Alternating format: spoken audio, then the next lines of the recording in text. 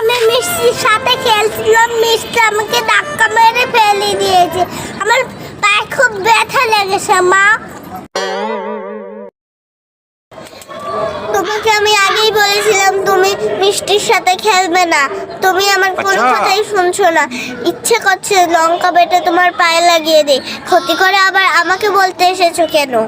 পায়ে ব্যথা পেয়েছো, ভালোই আছে, আমি আর কিছু বলবো না, তুমি যা ইচ্ছা তাই করো। মামি আফসোস করবে কি? মামাকে বুকা দিলে ভালোই লাগবে না।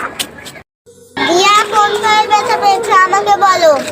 তোমাকে অনেকবার বলেছি বাইরে খেলবে না, ঘরের ভিতর খেলবে, তুমি আমার কোনো কথাই শোনো না। পায়ে কোথায় ব্যথা পেয়েছো দেখাই দাও। এই জায়গা কখনো বোকা দিবে, কখনো আদর করবে, প্রতিবার কোনো তুলনা হয় না।